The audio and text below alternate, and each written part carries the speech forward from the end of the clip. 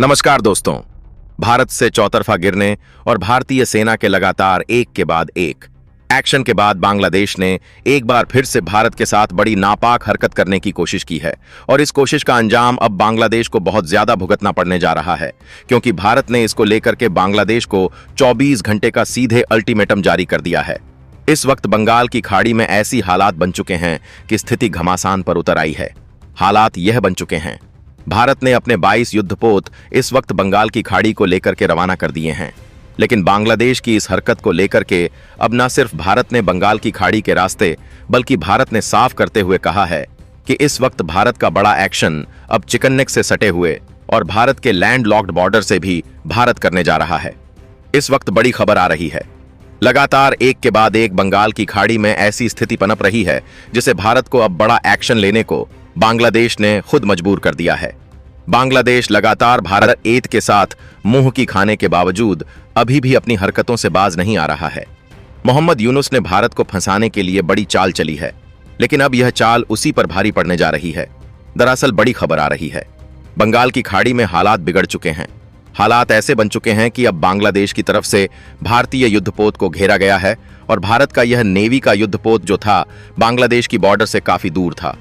बता दें कि बांग्लादेश की वाटर टेरिटरी से लगभग 110 नॉटिकल माइल दूर भारत का यह युद्धपोत मौजूद था और बांग्लादेश ने अपनी नापाक साजिश और हरकत रचते हुए भारत के इस युद्धपोत को अपनी युद्धपोत बेच के घेर दिया है और हालात ऐसी बन चुकी है कि बांग्लादेश ने भारत को सीधे धमकी दे डाली है। बांग्लादेश ने कहा है कि भारत तत्काल प्रभाव से अपने युद्धपोतों को वापस ले और अगर भारत ऐसा नहीं करता है तो बांग्लादेश इस पर बहुत बड़ा एक्शन लेगा और भारतीय युद्धपोत को डुबाने तक की धमकी दी गई है। और यह धमकी अब बांग्लादेश के ऊपर बहुत बड़ा कहर बनकर के टूटने जा रही है, क्योंकि भारत ने आनन फानन ने अपने 22 युद्धपोतों को इस वक्त बंगाल की खाड़ी को रवाना कर दिया है। भारत ने साफ कर दिया है कि भारत की सबमरीन से लेकर के पनडुब्बियां अब भारत की इस क्षेत्र में जल्द से जल्द पहुंचने जा रही हैं और भारत का अगला एक्शन बहुत भीषण होने जा रहा है। और इस घटनाक्रम के बीच में बड़ी खबर आ चुकी है, भारत के एक्शन को लेकर भी बहुत बड़ी अपडेट आ चुकी है। भारत ने न सिर्फ बांग्लादेश को 24 घंटे का अल्टीमेटम जारी कर दिया है, बल्कि भारत ने साफ करते हुए कहा है कि अब भारत की तरफ से किए जा रहे बांग्लादेश पर एक्शन की तीव्रता बढ़ने जा रही है। शुरुआत बांग्लादेश ने की है, लेकिन अब खत्म करने की स्थिति और हालात भारत की तरफ से बन चुके हैं। क्या है इस वक्त पूरी खबर? क्या पूरी अपडेट सामने रही है? क्या हालात बन चुके हैं इस वक्त बंगाल की खाड़ी में? क्यों आखिरकार बांग्लादेश ने बहुत बड़ी चाल चलने का मौका मिल गया? क्या है पूरी खबर, बताएंगे, तो चैनल पर बने रहें। वीडियो को लाइक और चैनल को अगर अभी तक आपने सब्सक्राइब नहीं किया तो सबसे पहले चैनल को सब्सक्राइब कर लें और बेल आइकन को जरूर दबा लीजिएगा ताकि इससे जुड़ी खबर अपडेट आप तक सबसे पहले पहुंचती रहे। दोस्तों, इस वक्त भारत की कूटनीति चाल में बांग्लादेश ने इस कदर से कदम रखा है कि भारत को लपेटने की कोशिश की है, लेकिन असल में अब इस पूरे हालात के बीच भारत ने बंगाल की खाड़ी को न सिर्फ चौतरफा घेर रखा है, बल्कि हालात ऐसे बन चुके हैं कि अब बांग्लादेश बुरी तरीके से घेर चुका है। एक तरफ तो भारत ने युद्धपोत IES विक्रांत को रवाना किया है। दरअसल बाय भारत का IES विक्रांत इस वक्त बंगाल की खाड़ी के बेहद करीब है, जहां से हाल फिलहाल में भारत ने के 5 अपनी बैलिस्टिक मिसाइल को भी लॉन्च किया था और इस लॉन्चिंग के बाद से भारत की नौसेना की गश्ती इस जगह पर लगातार बढ़ती जा रही थी और जिसकी वजह से बांग्लादेश इसे थ्रेट के रूप में देख रहा था। बांग्लादेश को लग रहा था कि भारत उसे चौतरफा लैंड लॉक कर रहा है। हालांकि भारत बांग्लादेश के ऊपर अपनी पूरी नजर पहले भी बनाए बैठा था और आपको इस वक्त जो खबर आ रही है वो न सिर्फ भारत को चौंकाने वाली है, बल्कि पूरी दुनिया के लिए, बांग्लादेश के लिए खुद एक बहुत बड़ा डर का सबब बन चुका है। दरअसल बांग्लादेश की तरफ से इस वक्त भारत के एक युद्धपोत को निशाना बनाते हुए उसका घेराव किया गया है।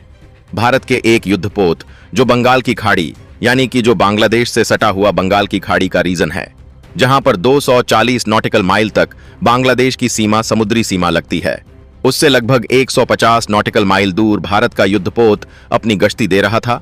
और इस बीच बंगाल की खाड़ी में बांग्लादेश के युद्धपोतों की तरफ से भारत के इस युद्धपोत का घेराव किया गया है और इस युद्धपोत को घेराबंदी करने के बाद बांग्लादेश ने भारत को सीधे धमकी दे डाली है। बांग्लादेश ने कहा है कि अगर भारत अपने युद्धपोतों को बंगाल की खाड़ी से नहीं हटाता है तो इस पर बांग्लादेश बहुत बड़ा एक्शन लेगा और भारतीय युद्धपोतों को सीधे तौर पर धमकी दी है कि अगर भारत इन्हें बैकफुट पर नहीं लेता है तो अब वह इन युद्धपोत को डुबा देगा। सोचिए, बांग्लादेश जैसा वो देश जिसके पास ना तो भारत के जैसी नेवी मौजूद है और ना ही ऐसे हालात। वह भी इस वक्त भारत को धमकी देने की कोशिश कर रहा है। लेकिन शायद वह भूल चुका है कि भारत वो देश है जो उसके सामने खड़ा हुआ देश है, जो अपने सामने वाले दुश्मन की नब्ज को पहले ही पकड़ चुका होता है। सोचिए, भारत ने अब से 4 दिन पहले ही IAS विक्रांत को इस जगह पर उतार दिया था और इसके चलते अब भारत का यह दबाव बांग्लादेश पर बढ़ता नजर आ रहा है। भारत ने आनन फानन में 22 युद्धपोत रवाना किए हैं। हालांकि आपको बता दें कि उसी जगह से 500 से 550 नॉटिकल माइल दूर इस वक्त भारत का IAS विक्रांत भी मौजूद है। यानी कि सीधे शब्दों में देखा जाए तो भारत की पूरी पकड़ में बांग्लादेश का रीजन अभी भी गर्दन में भारत के है, यानी कि गर्दन भारत के हाथों में है। इसके बावजूद बांग्लादेश अपने पैरों में खुद कुल्हाड़ी मार चुका है और इस खबर के बाद से भारत ने साफ शब्दों में कह दिया है कि बांग्लादेश को सिर्फ और सिर्फ 24 घंटे का अल्टीमेटम जारी किया जाता है और इसके बाद भारत इस पर बहुत बड़ा एक्शन लेगा। भारत न सिर्फ युद्धपोत में इस वक्त इंटरनेशनल बाउंड्री को क्रॉस करने के लिए तैयार बैठा है, बल्कि भारत ने साफ कहा है कि बांग्लादेश इस घटना के बाद भारत की तरफ से लिए जा रहे किसी भी एक्शन के लिए स्वतः और खुद जिम्मेदार होगा। अगर बांग्लादेश के युद्धपोतों पर भारत हमला करता है तो इसकी जिम्मेदारी खुद बांग्लादेश को उठानी पड़ेगी और इस वक्त बांग्लादेश से नहीं बल्कि दुनिया के कई देशों में हड़कंप मच चुका है। भारत के इस सेक्शन के बाद से इस वक्त हालात बांग्लादेश की इस बंगाल की खाड़ी जो अभी तक शांत थी, वो खाड़ी इस वक्त धधक उठी है। हाल ही बन चुका है कि भारत ने चौतरफा हर एक होने वाली छोटी से छोटी गतिविधि पर भी अपनी नजर बना ली है। दूसरी तरफ भारत ने न सिर्फ सैटेलाइट के माध्यम से बल्कि अपने ड्रोन सिस्टम के माध्यम से बंगाल की खाड़ी पर पूरी नजरें टिका रखी हैं। दरअसल पूरी प्लानिंग बांग्लादेश की कुछ और चल रही थी। बांग्लादेश भारत के इस रूट के जरिए, यानी कि भारत ने सटे हुए बंगाल की खाड़ी वाले रीजन से होते हुए पाक और चीन से कई सारे हथियारों के जखीरे मंगवा रहा था, जिसको लेकर के भारत ने सीधे तौर पर विरोध किया था, क्योंकि बांग्लादेश 3 तरफ से लैंडलॉक है। ऐसे में वह हथियारों के जखीरे का इस्तेमाल ऐसी स्थिति में जब भारत के साथ लगातार तनाव बना हुआ है, तो साफ है कि जाहिर सी बात है वह भारत के ऊपर करने की प्लानिंग रच रहा था। भारत को बंगाल की खाड़ी से लेकर के भारत के उस सेक्टर पर जिसे सबसे कमजोर हिस्सा कहा जाता है भारत का, यानी कि चिकन नेक को घेरने की प्लानिंग रच रहा था और यह प्लानिंग के तहत बांग्लादेश इस पूरे के पूरे क्षेत्र को कंट्रोल करने की प्लान देख रहा था। हालांकि भारत ने साफ शब्दों में कह दिया था कि बांग्लादेश को ऐसी स्थितियों में संभलकर कदम उठाना होगा। भारत के खिलाफ उठाया गया उसका कोई भी कदम उसके लिए बहुत घातक साबित होगा। इसके बावजूद बांग्लादेश ने वही किया जो उसे नहीं करना चाहिए था और इसके तुरंत बाद से भारत ने अलर्ट जारी करते हुए नॉर्थ ईस्ट के राज्यों में अलर्ट जारी किया है। साथ साथ बंगाल की खाड़ी से सटे हुए अपने जो पोत हैं, जो भारत के पोर्ट हर्बर बने हुए हैं, उनसे अपने युद्धपोतों को रवाना कर दिया है। भारत ने साफ शब्दों में कहा है कि अब भारत की तरफ से जो कड़ा हमला होगा उसके लिए हम अपने आप खुद बांग्लादेश जिम्मेदार होने जा रहा है और भारत इसमें कोई भी रियायत नहीं बरतने वाला है। यानी कि भारत की ताकत अब पूरी दुनिया के सामने साफ होने जा रही है। बांग्लादेश ने अपने पैरों में खुद कुल्हाड़ी मारी है और अब इसका असर उसे खुद भी देखने को मिलने जा रहा है। तो दूसरी तरफ भारत ने इस वक्त बहुत बड़ा कदम उठाते हुए न सिर्फ बंगाल की खाड़ी बल्कि बांग्लादेश से सटे हुए 3 रीजन रंगपुर डिवीजन से लेकर के भारत के चिकन से सटे 3 और डिवीजन पर इस वक्त अपनी बम्बमेंट बढ़ा दी है। भारत ने न सिर्फ ड्रोन अटैक्स को इस वक्त एक्टिवेट किया है बल्कि भारत ने रात होते ही इस वक्त बड़े हमले शुरू कर दिए हैं। हाल यह बन चुका है कि आज रात बांग्लादेश पर बहुत बड़े एक्शन की खबर भी आ रही है। कहा जा रहा है कि इस वक्त भारत ने एक के बाद एक पूरे के पूरे कई डिवीजन पर हाई अलर्ट जारी किया है। भारत ने इसे नो फ्लैग जोन भी घोषित कर दिया है। यानी कि अब बांग्लादेश की तरफ से उठाया गया कोई भी कदम, यानी कि चाहे बांग्लादेश ड्रोन अटैक करने की कोशिश करें या फिर अपने फाइटर जेट को रवाना करें, अब भारत की नजर उस पर पूरी तरीके से टिक चुकी है और भारत के युद्धपोत को घेर करके बांग्लादेश अब खुद फंस चुका है। भारत ही नहीं बल्कि अब इस पूरे घटनाक्रम में अमेरिका की भी एंट्री हो चुकी है। कहा यह जा रहा है, अमेरिका ने साफ शब्दों में कहा है कि बांग्लादेश में चल रही हालात और भारत को लेकर के जिस तरह से बांग्लादेश की तरफ से लगातार एक के बाद एक आतंकी जैसे कदम उठाए जा रहे हैं, इसके खिलाफ अमेरिका भारत के साथ खड़ा हो चुका है। अमेरिका ने साफ शब्दों में कहा है कि बांग्लादेश में जिस तरह से माइनॉरिटीज को निशाना बनाया जा रहा है और जिस तरह से भारत के चिकन नेक से सटे हुए क्षेत्रों को लेकर के भारत को थ्रेट जारी किया जा रहा है और सीधे सीधे इसके पीछे चीन का हाथ है। और ऐसे में अमेरिका इस बात को कतई भी बर्दाश्त नहीं करेगा कि चीन की एंट्री इस जगह पर हो।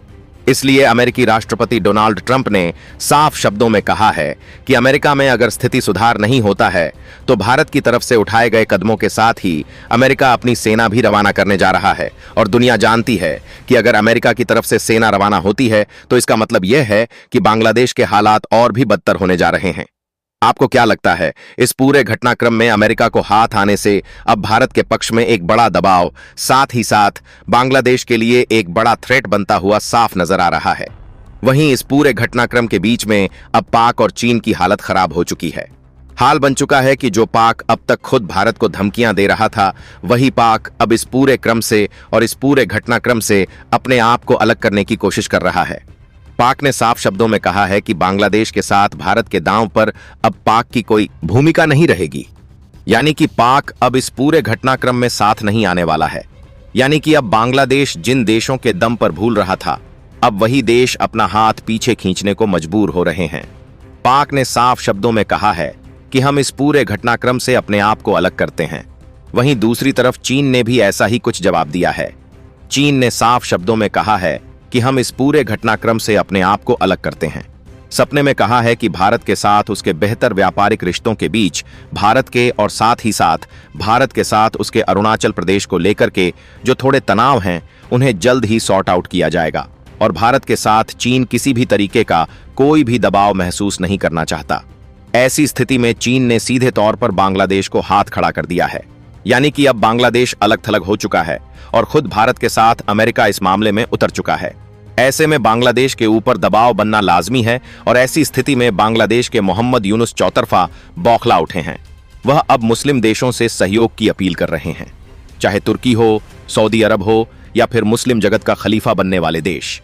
उन सभी देशों से इस वक्त लगातार बांग्लादेश संपर्क साध रहे हैं ताकि स्थिति को सही किया जा सके और भारत के खिलाफ वह एक ऐसा मोर्चा तैयार कर सके ताकि भारत को लेकर के वह कई कदम उठा सके। लेकिन अब स्थितियां पलटती हुई नजर आ रही हैं।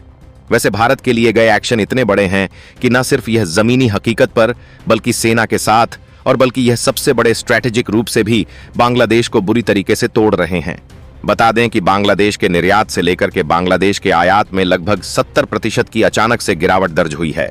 हालात यह बन चुके हैं कि बांग्लादेश के अंदर बने हुए टेक्सटाइल यानी कि उसके कपड़े, जूट के सामान और अब उनके लिए मार्केट नहीं मिल रहा है। अब आप यह सोच रहे होंगे कि क्या बांग्लादेश भारत पर इतना निर्भर है? तो जी हां, बांग्लादेश का 70% व्यापार भारत के जरिए ही होता है। असल में देखा जाए तो बांग्लादेश के टेक्सटाइल से लेकर के बांग्लादेश के जूट जो हैं, वह भारत के पोर्ट से होते हुए भी दुनिया को एक्सपोर्ट किए जाते हैं। लेकिन भारत ने अब इस पर पूरी तरह से रोक लगा दी है। भारत ने स्पष्ट किया है कि जब तक हिंदुओं पर हो रहे अत्याचार नहीं थमने का नाम ले रहे हैं, बांग्लादेश को ना तो आर्थिक रूप से भारत चयन लेने देगा और ना ही सामरिक रूप से। यानी कि एक तरफ तो भारतीय सेना लगातार ताबड़तोड़ एक्शन शुरू करके रखेगी, दूसरी तरफ बांग्लादेश के किसी भी व्यापार पर भारत पूर्णतः प्रतिबंध जड़ने जा रहा है।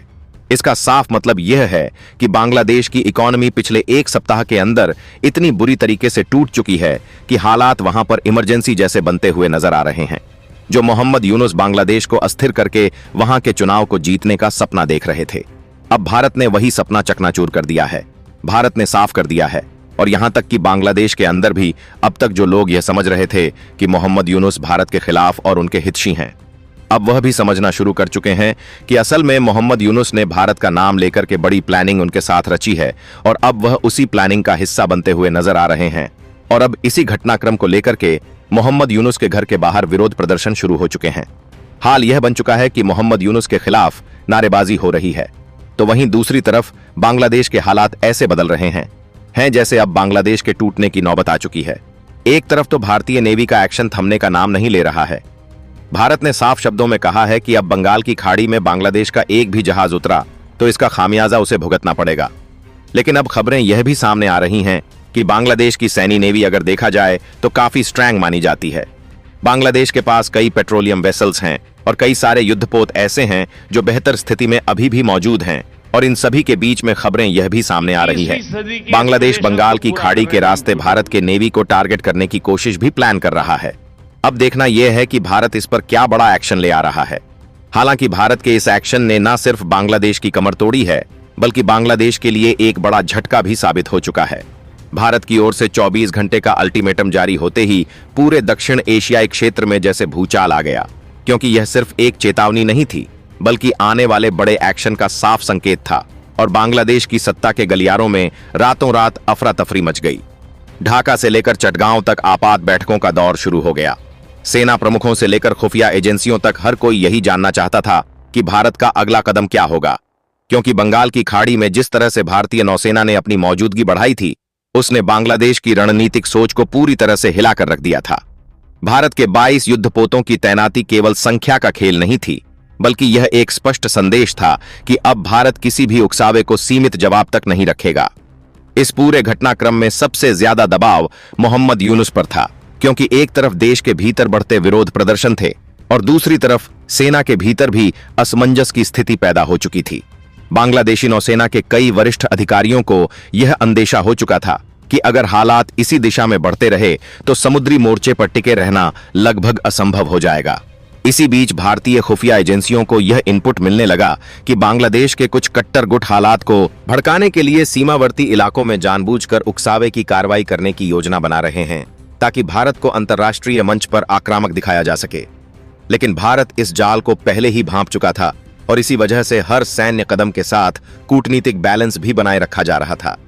भारतीय विदेश मंत्रालय ने एक के बाद एक देशों को बैक चैनल ब्रीफिंग देकर यह स्पष्ट कर दिया कि भारत की कार्यवाही पूरी तरह से रक्षात्मक और सुरक्षा आधारित है, न कि किसी देश की संप्रभुता को चुनौती देने के इरादे से।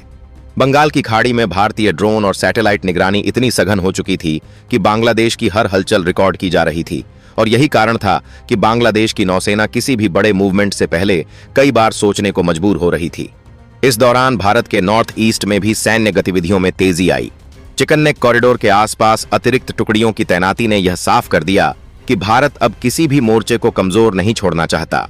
स्थानीय आबादी के बीच भी यह संदेश पहुंचाया गया कि हालात पूरी तरह नियंत्रण में हैं, जिससे अफवाहों को फैलने से रोका जा सके। वहीं बांग्लादेश के भीतर आर्थिक हालात तेजी से बिगड़ने लगे, क्योंकि समुद्री मार्गों पर अनिश्चितता का असर सीधे आयात निर्यात पर पड़ा। बंदरगाहों पर कंटेनर फंसे रहने लगे, टेक्सटाइल उद्योग को कच्चे माल की कमी का सामना करना पड़ा और जूट उद्योग में ऑर्डर कैंसिल होने लगे। इन सब का असर आम जनता पर पड़ा और यही गुस्सा धीरे धीरे सरकार के खिलाफ सड़कों पर उतरने लगा। भारत इस सामाजिक दबाव को समझ रहा था और इसलिए उसने सैन्य दबाव को धीरे धीरे लेकिन लगातार बनाए रखने की रणनीति अपनाई, ताकि बिना सीधे युद्ध की घोषणा किए बांग्लादेश की आक्रामक क्षमता को निष्क्रिय किया जा सके। इस बीच अमेरिका और कुछ यूरोपीय देशों की तरफ से भी ढाका को यह साफ संदेश मिलने लगा कि हालात को और बिगाड़ना उनके लिए नुकसानदेह होगा। मोहम्मद यूनुस की सरकार को यह एहसास होने लगा कि जिन बाहरी ताकतों पर वह भरोसा कर रही थी, वे अब खुलकर साथ नहीं दे रही हैं। पाक और चीन की तरफ से आने वाले संकेत भी पहले जैसे आक्रामक नहीं रहे, जिससे बांग्लादेश खुद को धीरे धीरे अलग थलग महसूस करने लगा। भारत के लिए यह स्थिति रणनीतिक रूप से अनुकूल थी, क्योंकि बिना गोली चलाए ही दबाव का असर दिखने लगा था। लेकिन नई दिल्ली यह भी जानती थी कि यह सिर्फ शुरुआत है और असली परीक्षा अभी बाकी है, क्योंकि अगर बांग्लादेश के भीतर हालात पूरी तरह बेकाबू होते हैं तो इसका असर पूरे क्षेत्र की स्थिरता पर पड़ेगा। इसी सोच के तहत भारत ने मानवीय सहायता और आपदा प्रबंधन से जुड़े विकल्पों पर भी काम शुरू कर दिया, ताकि जरूरत पड़ने पर अंतर्राष्ट्रीय मंच पर यह दिखाया जा सके कि भारत केवल शक्ति नहीं बल्कि जिम्मेदारी के साथ आगे बढ़ रहा है। भाग 1 का यह चरण उसी तनावपूर्ण मोड़ पर खत्म होता है जहां बंगाल की खाड़ी में तैनात भारतीय युद्धपोत, नॉर्थ ईस्ट में हाई अलर्ट पर खड़ी सेनाएं और ढाका में डगमगाती सत्ता मिलकर आने वाले और भी बड़े निर्णायक और खतरनाक घटनाक्रम की भूमिका तैयार कर चुकी हैं। पहले भाग में भारत द्वारा उठाए गए निर्णायक कदमों के बाद अब जमीनी सच्चाई तेजी से बदलने लगी थी, और यह बदलाव केवल सीमा रेखाओं तक सीमित नहीं था, बल्कि पूरे दक्षिण एशिया के राजनीतिक, सैन्य और सामाजिक ढांचे को भीतर तक झकझोर रहा था। क्योंकि जैसे ही भारतीय सेना ने रणनीतिक रूप से अहम क्षेत्रों में अपनी मौजूदगी को स्थिर किया, वैसे ही यह साफ होने लगा कि वर्षों से दबे हुए तनाव अब सतह पर आ चुके हैं। बांग्लादेश के उत्तरी इलाकों, खासतौर पर रंगपुर, दिनाजपुर और राजशाही क्षेत्र में प्रशासनिक मशीनरी अचानक असमंजस में पड़ गई। स्थानीय अधिकारी यह समझ नहीं पा रहे थे कि उन्हें केंद्र के आदेशों का पालन करना चाहिए या जमीनी हालात के अनुसार फैसले लेने चाहिए, क्योंकि कई जगहों पर पुलिस और अर्धसैनिक बलों की यूनिट्स या तो निष्क्रिय हो चुकी थीं या फिर खुले तौर पर आदेश मानने से हिचकिचा रही थी। इस बीच आम जनता के मन में डर और उम्मीद का अजीब सा मिश्रण देखने को मिला।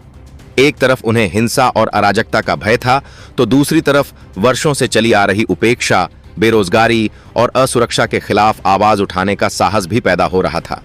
भारत की रणनीति इस चरण में केवल सैन्य दबाव तक सीमित नहीं रही, बल्कि यह स्पष्ट रूप से स्थिरता पहले के सिद्धांत पर आधारित थी। इसलिए सेना के साथ साथ मेडिकल कोर, फील्ड अस्पताल, जल शुद्धिकरण यूनिट्स और संचार विशेषज्ञों को आगे लाया गया, ताकि यह संदेश जाए कि यह केवल शक्ति का प्रदर्शन नहीं, बल्कि एक नियंत्रित और जिम्मेदार हस्तक्षेप है। बांग्लादेश की अंतरिम सत्ता संरचना के भीतर इस स्थिति ने जबरदस्त उथल-पुथल मचा दी। ढाका में बैठे नीति निर्माता और सैन्य नेतृत्व एक दूसरे पर जिम्मेदारी डालने लगे। कुछ इसे भारत की रणनीतिक मजबूरी मान रहे थे, तो कुछ इसे सीधी चुनौती के रूप में देख रहे थे। लेकिन सबसे बड़ी समस्या यह थी कि निर्णय लेने की गति बेहद धीमी हो चुकी थी और हर बीतते घंटे के साथ जमीनी नियंत्रण कमजोर पड़ता जा रहा था। इसी दौरान भारत की खुफिया एजेंसियों ने यह संकेत देना शुरू किया कि इस अस्थिरता का फायदा उठाने के लिए बाहरी शक्तियां भी सक्रिय हो सकती हैं। चीन की कूटनीतिक गतिविधियों और पाकिस्तान के परोक्ष संदेशों पर बारीकी से नजर रखी जा रही थी। हालांकि भारत ने जानबूझकर किसी भी उकसावे पर सार्वजनिक प्रतिक्रिया देने से परहेज किया, ताकि स्थिति और ना भड़के। अंतर्राष्ट्रीय मीडिया में इस पूरे घटनाक्रम को लेकर दो ध्रुव बन गए। एक धड़ा इसे भारत की आक्रामकता और क्षेत्रीय वर्चस्व की कोशिश बता रहा था। दोस्तों, अगर यह जानकारी आपको पसंद आई हो तो हमारे चैनल को सब्सक्राइब जरूर करें। मिलते हैं अगली वीडियो में, तब तक के लिए जय हिंद, जय भारत।